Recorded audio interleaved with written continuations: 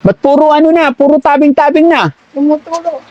Bakit tumutuloy bago pa yung yero? Ito at ito, dinalahan din namin sila ng grocery, mga sabon panlaba, and then bigas, tsaka gatas ni tatay.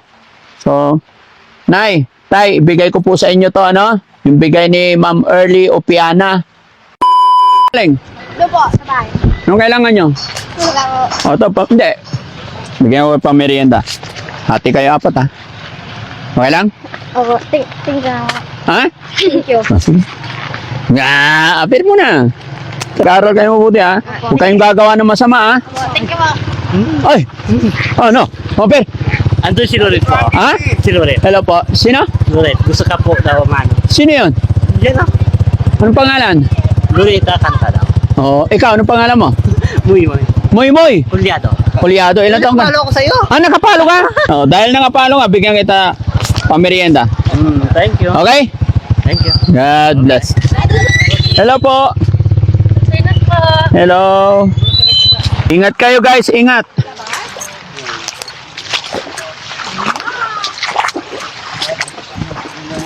Ayan, kahit maulan mga kababayan, walang inaatrasan ang Team Daddy Frankie.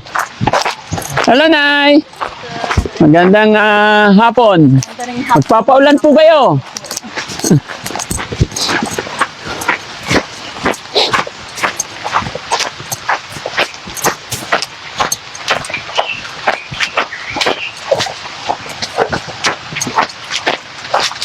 Dito ba yun?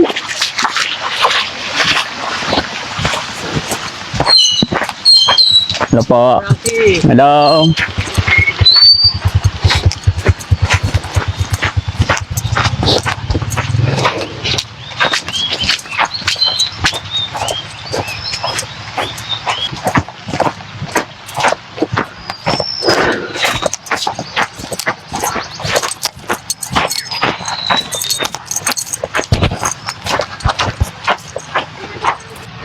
Kumusta? Salamat. Sa yung bahay ni nanay. Hello po. Kumusta po kayo? Magandang hapon. May dalan kami.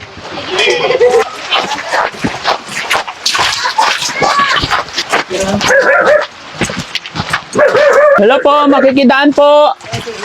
Andito sila? Nandyan sila. Ay. Nanay Nori, kumusta po? Aray ko. Lagi na lang nauntog. Hello po. Pasok kami. Kumusta kayo? Kumusta tay? Mahina pa rin. Wala pa maangat. Tay, oh, magdamit ka tay. Okay lang.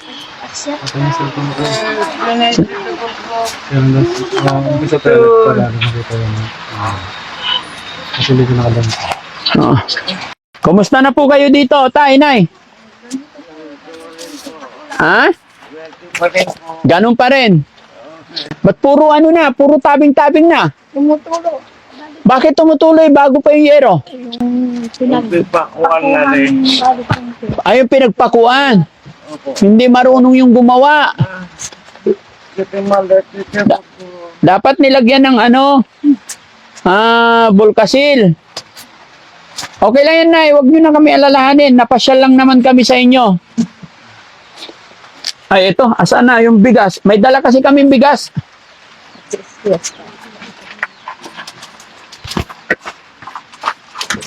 Ito.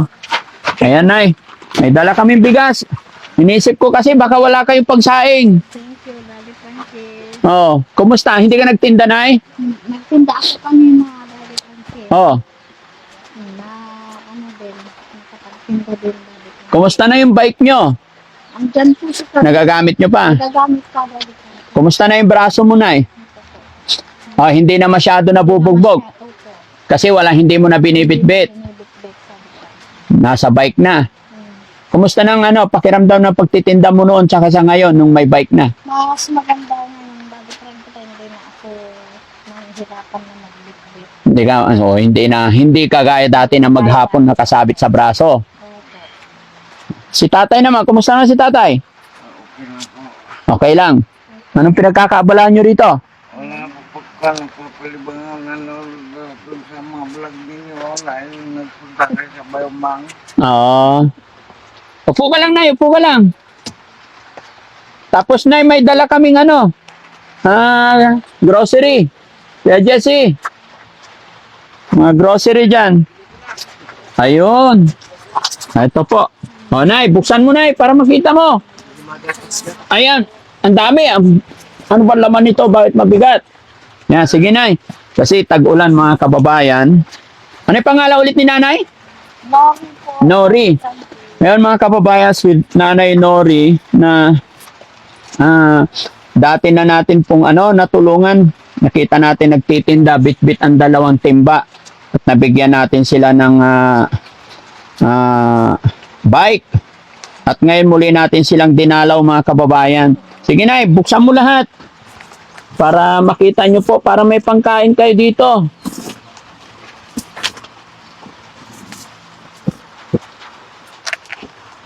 Matino naman kausap yung na yung... Hapon. Opo. Pag nagpupunta ako ng Alaminos yun laging kon. Sinasalubong kami doon sa may Jollibee na malapit sa munisipyo yata yun. Opo.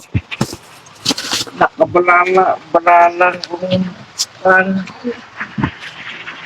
Sige, Nay, buksan mo. Ilabas mo lahat. Yan, para may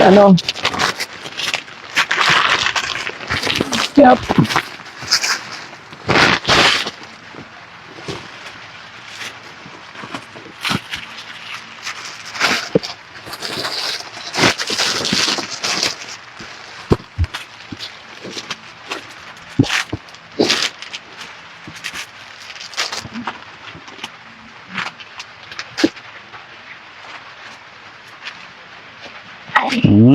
Para may panggata si tatay. Kape.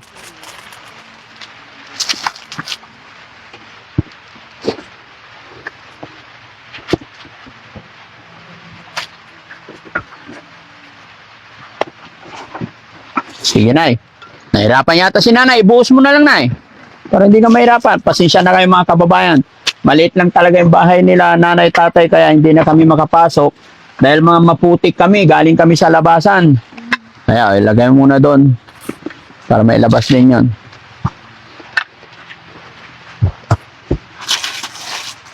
Ayan, para magluto din sila. Ayan, hiniwalay namin yung mga panlaba-laba. Pansabon. Okay lang, Nay, huwag mo na ilabas yan. Ayan. Kumusta yung mga anak nyo, Nay, Tay? Okay naman. Kumusta ang benta ni Nanay? Ayos din naman Daddy Frankie. Kahit pa paano, nakapagbenta din. Nakakapag-ano din ng pang-araw-araw. O pang araw-araw. Alam mo, Nay, kung bakit kami nagpunta dito, kasi meron tayong followers na nakapanood ng videos ninyo. Si Ma'am Early Opiana, no? Napanood niya yung videos ninyo nung unang ma-upload natin. At narinig niya yung panawagan ni Tatay. Sabi ni Tatay noon is kahit pambili lang ng gamot. Kaya, yon, salamat po. Actually, Nay, kanina pa kami dyan sa labasan. Ang lakas ng ulan kasi. Nagpatila lang kami ng konti. Pero sa tingin namin, mukhang walang balak huminto yung ulan. Kaya lumusob na kami. No? Kaya punasan nyo na lang itong bigas. Medyo basa yata. Sa labas lang naman siguro. No? So, kay Ma'am Early Opiana, thank you so much po, Ma'am. Pasensya na po kayo. Kung ngayon lang kami nakapunta dito kila Nanay at kay Tatay. Medyo natagalan ng onte kasi malayo talaga at saka schedule by schedule. Pero ganun pa man, masaya pa rin si Daddy Frankie dahil niloob ng Panginoon na makarating na dito. At ito, dinalahan din namin sila ng grocery, mga sabon panlaba, and then bigas, tsaka gatas ni Tatay. So, Nay, Tay, ibigay ko po sa inyo to, yung bigay ni Ma'am Early Opiana. Maraming salamat po kay Ma'am Early. Early or Fiona Opo. sa binigay na tulong sa amin. Mm-mm. God bless sa inyo lahat. Lalo Inaasahan mo ba, Nay, na darating kami ngayon? hindi po. Hindi naman. Ano masasabi ni Nanay na may mga grocery na, may bigas? Maraming salamat, Daddy Frankie, at mayroon na hindi na ako bibili ng mga bigas at magamit sa bahay. Opo. Kumain na po ba kayo? Nag-lunch na kayo? Opo, Anong ulam? gulay po. Agulay. Si tatay, kumusta pakiramdam ni tatay? Okay naman.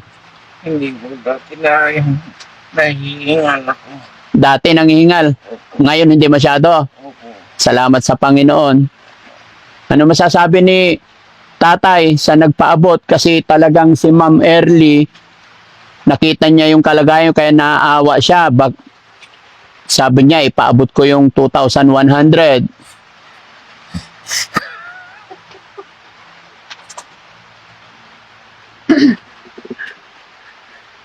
Nagpapawat ko ng tulong.